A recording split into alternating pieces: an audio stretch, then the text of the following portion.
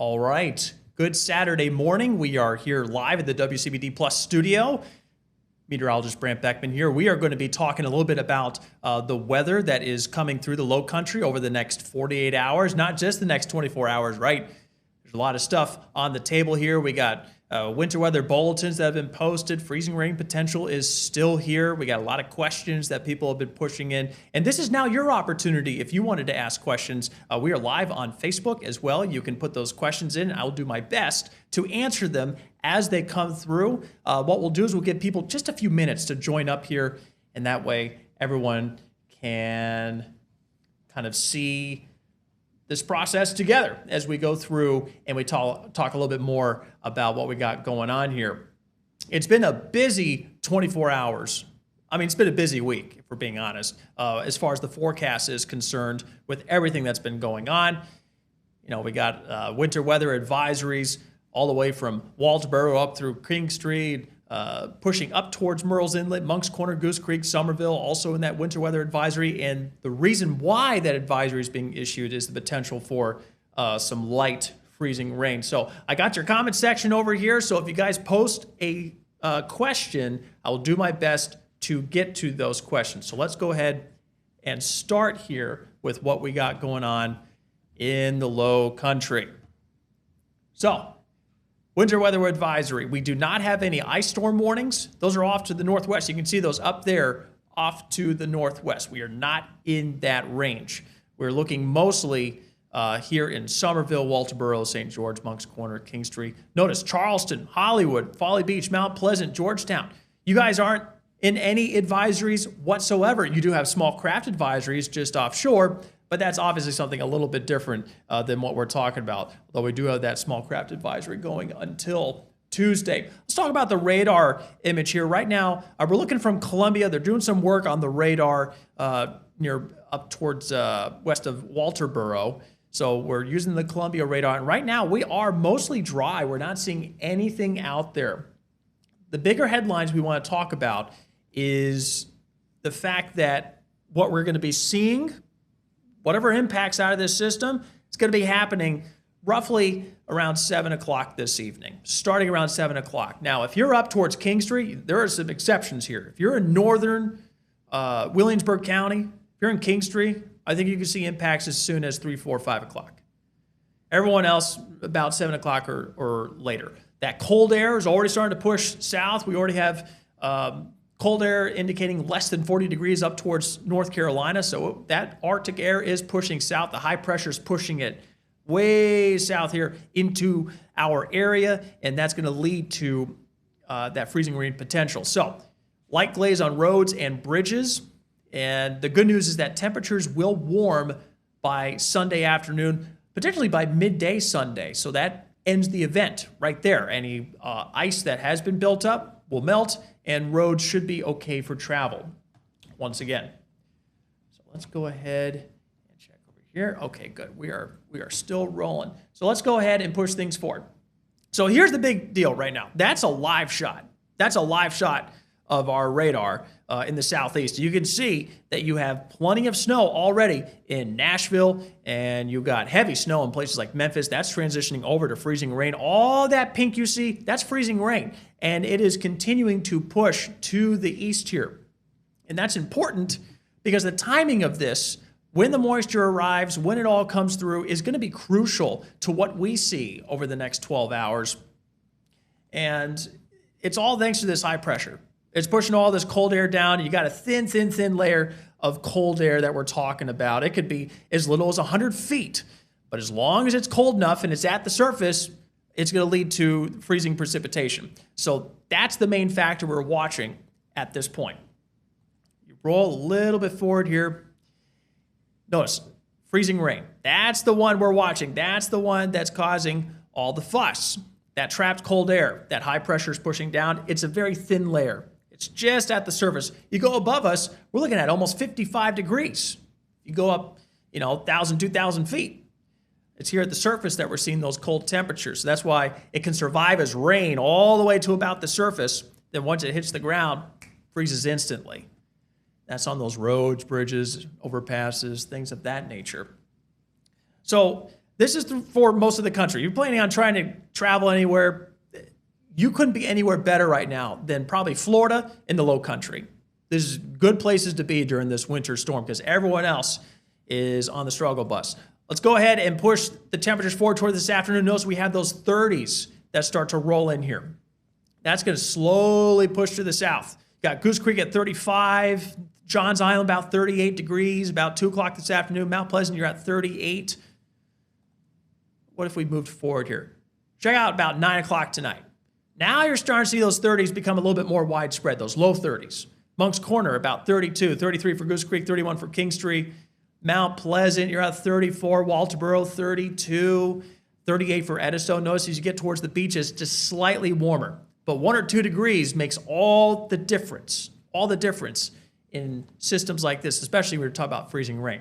Get towards early Sunday morning, this is when we're going to have our peak activity, likely around late tonight, going to early before sunrise Sunday morning. That's when you will have your likely accumulations of a light glaze of freezing rain, especially in our northern counties. Looking at Kingstree, Moncks Corner, St. George. I'm looking at you guys particularly. I-95, anywhere north of I-95, northwest, is going to be fairly rough for the next 24 to 48 hours. Now, temperatures, as you get towards Sunday afternoon, you notice you get into those mid to upper 30s, lower 40s, mid to upper 40s. So we have a quick warm up. So even if we do, let's say we do get appreciable accumulations of ice, it's going to start melting very quickly by the time we get to Sunday afternoon. So this will be a very concentrated event for us. Everyone else could be long-term. Low country, no, we're doing good. We're doing much better than most folks. So let's talk about Vipercast here, because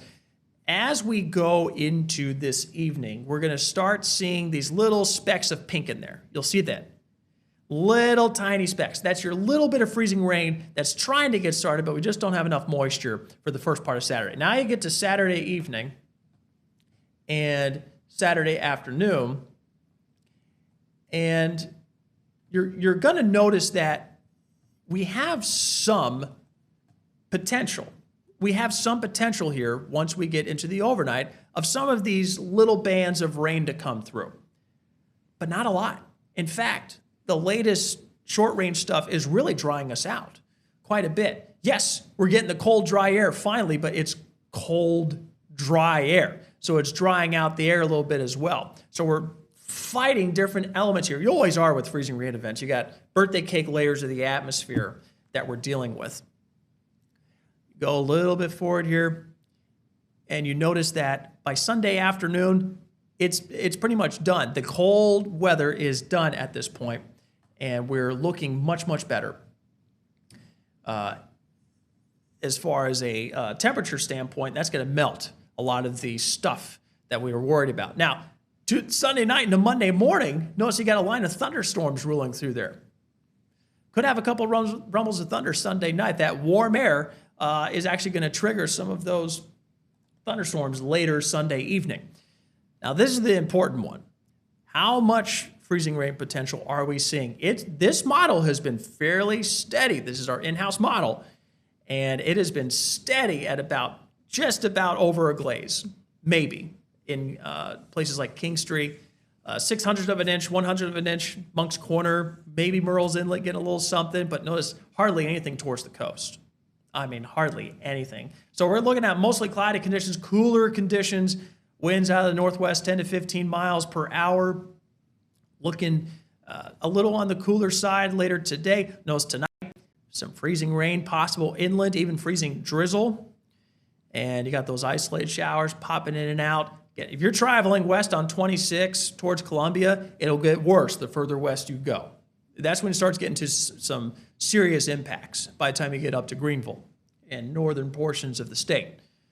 Once you get towards tomorrow, isolated showers, warming conditions, temperatures start to go way up, particularly as we head towards in the late afternoon. Starting in the morning, we'll have the chance for some of those showers to multiply, especially as we get towards Sunday evening, but not before the warmer air is back in. So we're not looking at those showers and thunderstorms interacting with any super cold air. Cold air is going to be moving on. We're going to be in much better shape by the time we get to Sunday evening. So what I wanted to do was quickly see if I can't get to these comments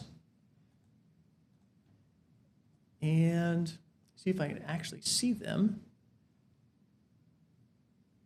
So we will go ahead and answer these.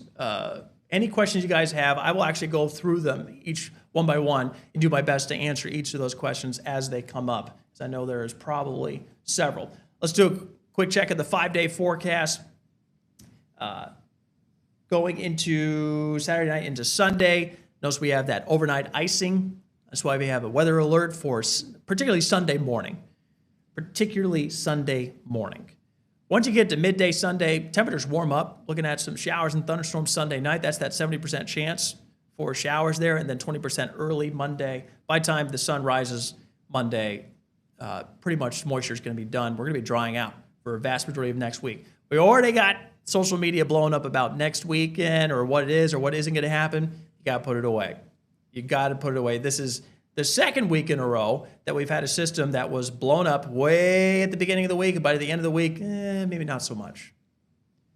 So this will be the third week in the row, this next system that we're like, oh my gosh, here it is. And then people start bringing it back down again. So Secret Storm Team 2, Chief Meteorologist Rob Fowler, got Jed Kristoff, Kobe Nabrid, know what they're doing. We know what we're doing here. And it's going to be a while before we know much at all about this next system, or even if there's going to be a system for this next weekend. Causes a lot of buzz. A lot of folks get excited about it, and that's understandable. I like snow too. So we'll see how that rolls as we get a little bit closer to this event. All right, let's see what we got going on. Let's see, is this normal for this region? I ask because it's affecting my girlfriend's work. You know, it's been a little bit cooler to start this year. We've had we're a little dry for this time of year, a little bit colder, and we're not seeing as much of a break in between these systems. I mean, it's week after week after week that we seem we're lining up these systems one after another. And if you ask anyone in the Southeast, not just the Low Country, it's been a pretty rough year as far as cold weather is concerned. Ask Minnesota, they're in a deep freeze right now. So it's been a colder year, particularly for the eastern section of the United States. Appreciate that. Yeah, we'll go ahead and post that as well. That's a good question. Let's go ahead and take a quick look. I want to showcase the islands and beaches forecast here, because this is important as well. Notice there's no weather alert because you're a little bit closer to the coast. Overnight temperatures, upper 30s. Doesn't cut it for freezing rain. So we're going to be in good shape. And one thing also that's helped us, even if we did get those colder temperatures, remember how warm it was Friday and Saturday? That heats the road surfaces, and that really, really helps with freezing rain potential. It knocks it out. Because even if you get these 30-degree temperatures coming in, if the roads are 50 degrees, well, you'll be in good shape. Everything's good then.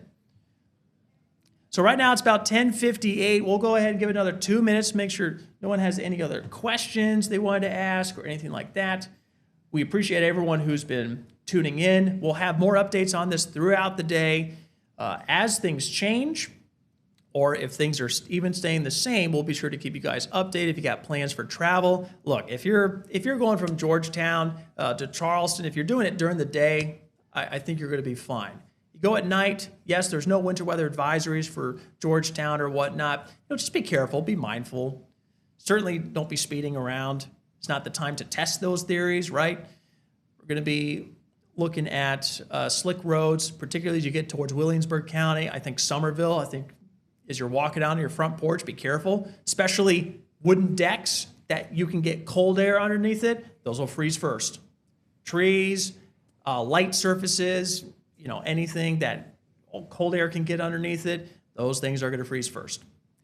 And also the big deal, which I can't believe I almost skipped here, is the fact that we're going to have downright cold temperatures next week. Look at some of these overnight low temperatures we have. We got 20s, lower 20s, Monday night into Tuesday, Thursday into Friday. We're going to be seeing upper teens here in Charleston, Mount Pleasant, West Ashley. And you go inland, it's colder than that. It could be several days of this. It's not that infrastructure can't handle cold, it's when it's lengthened. You have a long period of time of that colder weather. That's when things start to not handle itself very well. So we'll be keeping track of that going into next week. Wintering in Goose Creek from Rapid City, South. Hey, Jane. Well, guys, thank you so much. I'm going to go ahead and start answering these questions. We'll go ahead and do another stream likely later into the afternoon, especially as we have updates. But right now, just winter weather advisories and a light glaze expected tonight going into about, I'd say late morning Sunday. And we'll keep track of that. Thank you so much for trusting us with your forecast.